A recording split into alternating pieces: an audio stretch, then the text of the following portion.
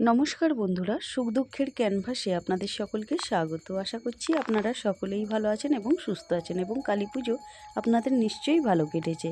তাই আজকে আমি অনেক দেরিতে এই ভিডিওটা আপলোড করছি। এটা আমার কালী পুজোর ভিডিও, তাই আপনাদের সামনে ক্ষমা প্রার্থী যে অনেকটাই লেট হয়ে গেছে। আর বাঙালি তো, বাঙালি মানেই জানেন সব কিছু একটু দেরিতেই হয়, আর আমারও সেই রকমই, আমি পিওর বাঙালি। তাই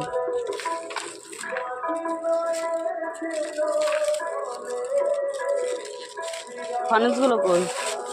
ফানুসগুলো ঘরে আছে, ওগুলো আবার রোদে দেয়। আর কি বাজি আছে? আরো আছে যেগুলো আগে আমার আগের ঘরে আছে, আবার ওগুলো বার করিস নি, ছড়িয়ে যাবে। আগের বছরের এই শেষ হলো নি, আবার এবছরে এত বাজি চলে এলো। কি আবার এই যে এত বড় বড় ফুল জুড়ে? হ্যাঁ, এটা ধরতে চাই না।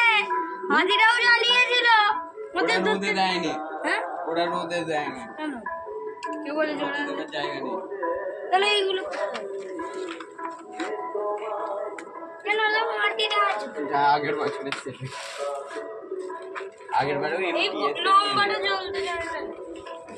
আমি জানি। আর এই যে সাপেরটা একদমই তো না। দেখছেন বাজি নিয়ে কত আনন্দ। চলুন এইবার একটা জিনিস দেখায়। এইখানে আমাদের পাড়ার কালীবেদী, এখানে আমি আর আমার ছেলে মিলে এই আলপনাটা দিয়েছি। কেমন লাগছে একটু কমেন্টে জানাবেন। ভালো লাগলে অবশ্যই লাইক কমেন্ট শেয়ার করবেন। যারা ফেসবুক থেকে দেখছেন অবশ্যই পেজটা ফলো করে নেবেন।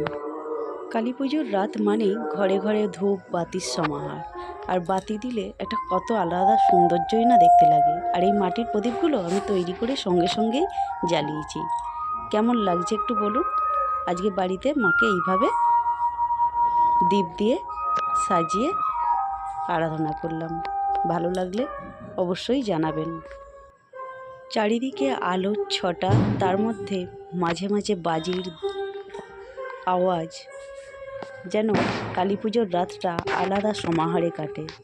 তাই আজকে সত্যি বলতে কি এত সুন্দর লাগছে যে আপনাদের সঙ্গে না শেয়ার করে পারলাম না। কিন্তু এই রাতটা হয়ে গেছে, আজকে অনেকদিন পর ভিডিওটা আপলোড করছি। কিন্তু আমরা কি বলুন তো, আমি একদমই সময় পেয়ে উঠি না যে ভিডিওটা আপলোড করে ছাড়বো। এই পুজো কটা দিন এতই ব্যস্ততার মধ্যে কাটাই যে ভিডিও তুলেও ছাড়ার সময় পাই না। কেমন লাগছে বলুন একটু, ভালো লাগবে আশা করছি। চলুন এইবার আমি আরেকটা জায়গা দেখাই আপনাদেরকে। আমাদের মহাপ্রভুতলা, এই যে বেলতলা যেটা, এখানে আমি এইভাবে দীপ দিয়ে সাজিয়েছি। কালী পুজোর রাত যেহেতু আপনাদেরকে সব জায়গাটা ঘুরে ঘুরে আমি একটু দেখাচ্ছি।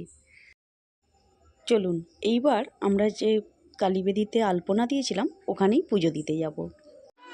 দেখুন আমি রেডি করে নিয়েছি। এইবার আমরা সকলেই মিলে রেডি হয়ে নিয়েছি। বড় ছেলে ছোট ছেলে আমি তিনজনে মিলে যাচ্ছি। চলুন।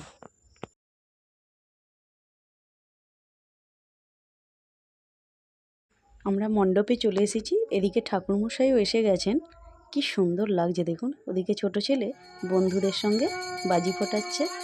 এত সুন্দর লাগছে। এই পাড়ার মেয়েরা সকলে, মেয়ে বউ সবাই মিলে পুজো দেওয়ার আলাদা আনন্দ, তাই নয় কি?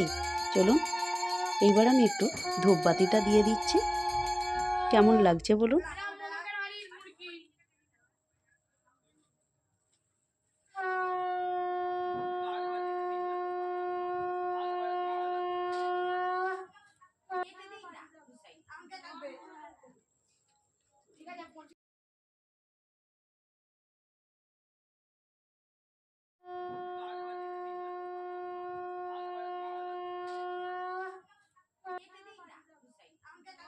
আমাদের এখানে না বাঁকে করে